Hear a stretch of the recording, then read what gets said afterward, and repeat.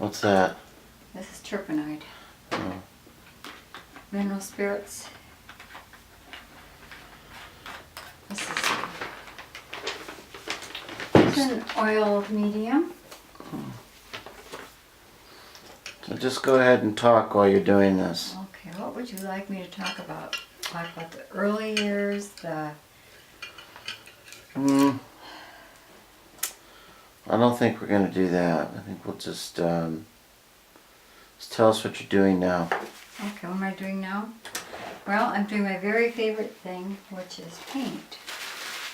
And I'm working on just a little still life that I started a couple of years ago in a workshop and never finished.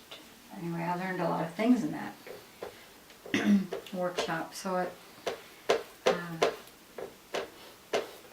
I kept this piece so I could work on it again sometime.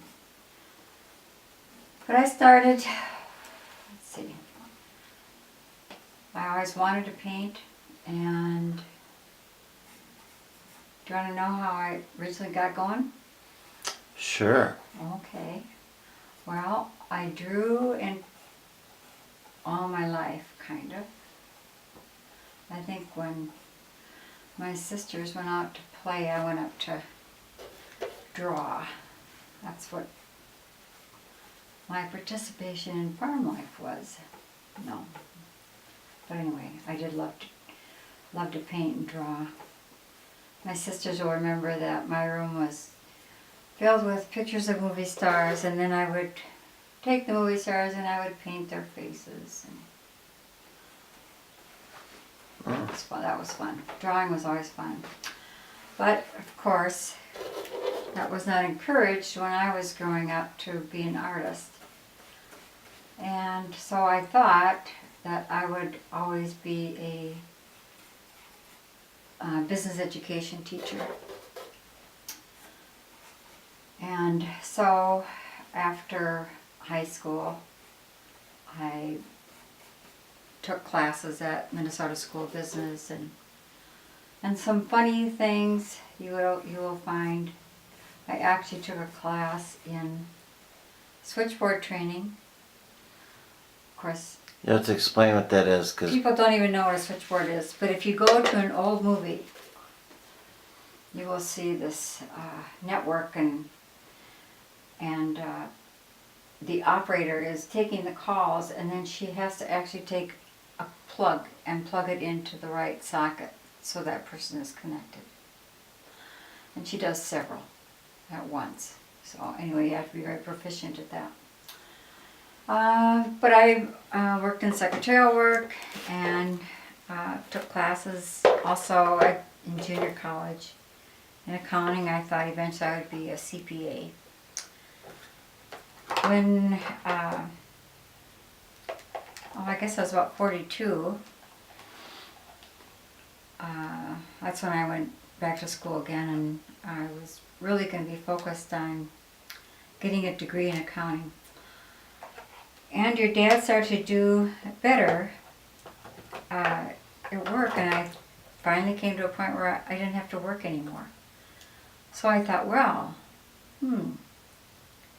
this isn't what I really want to do. And previous to that, when I was about 35, maybe 33, I'd gone back to Veblen for a class reunion, and one of my teachers came up to me and asked what I was doing, and I told her, and she said, "Oh, I always thought you'd be an artist."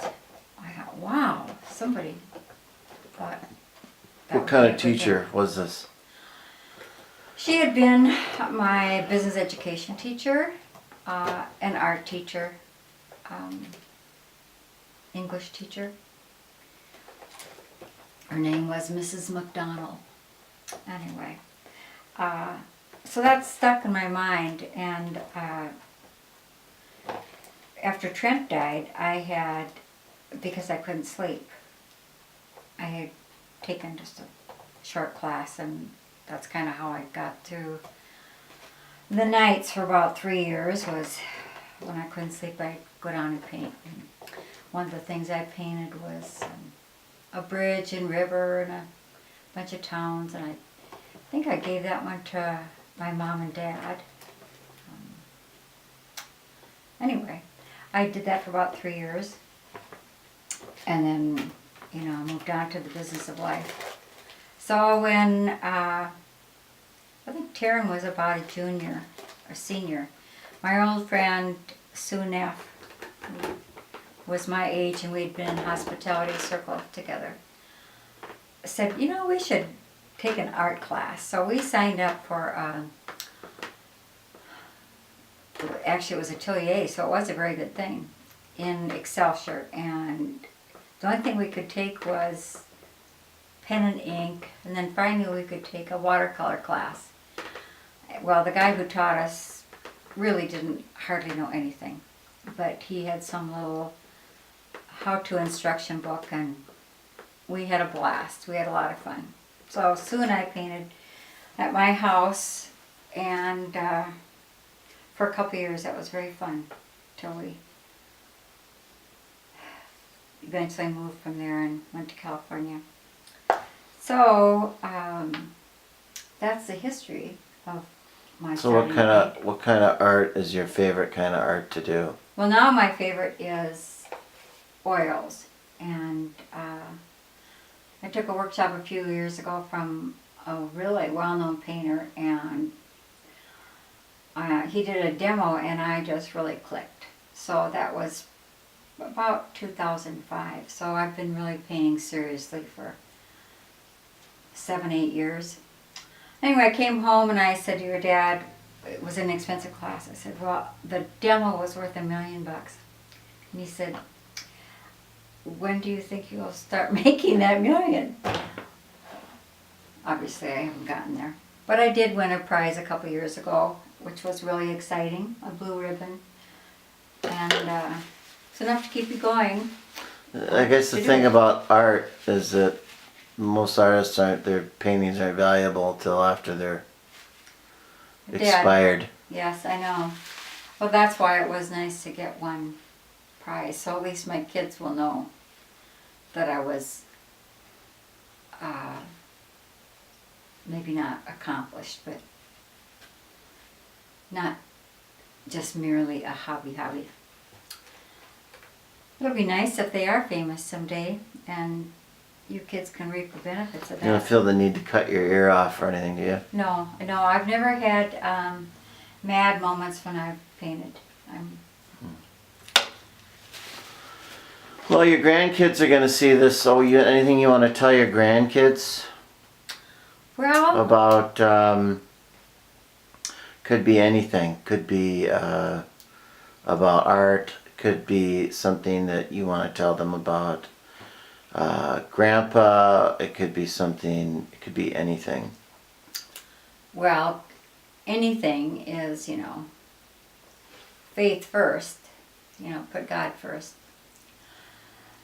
Secondly, never lose sight of what your dreams are, Do what you want to do. I like there's a lot of religious phrases, but I thought that the best thing that I ever read, or a couple things I ever read, was enjoy what you do. Enjoy your work. Choose joy. Thirdly, make someone's day. And fourth, to be present. And that's something I've had to work at, because it's easy to be anxious about what was yesterday and anxious about what's tomorrow, but you just gotta. So how do you do that? How do you do that? Well, if you've prayed about it, thought about it, you just have to talk to yourself, I guess, and say. If you stay really busy, you don't really have any time to think about anything else. Well, I think that's the way you are when you're first raising your kids.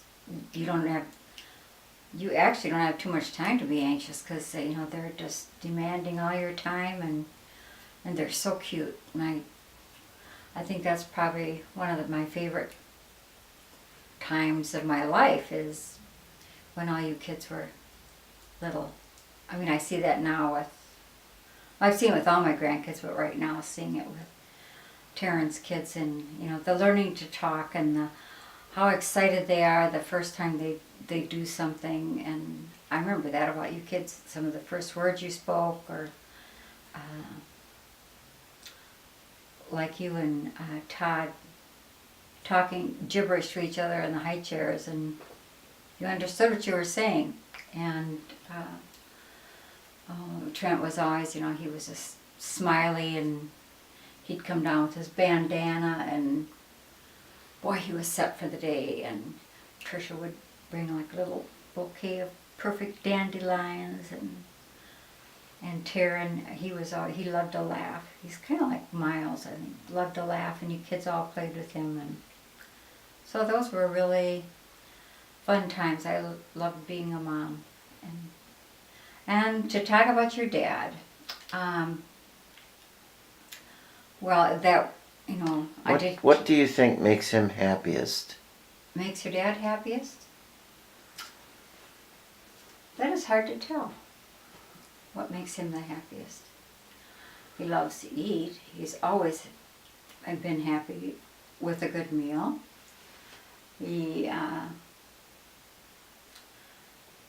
He gets a real rush out of, he got a real rush out of working in sales and in his job. I think he gets a rush out of playing golf. He really likes to compete. Does he get a rush out of sleeping? I don't know, because he does it a lot. Do you think he's sleeping right now? It could be. It could be. If there's a dull spot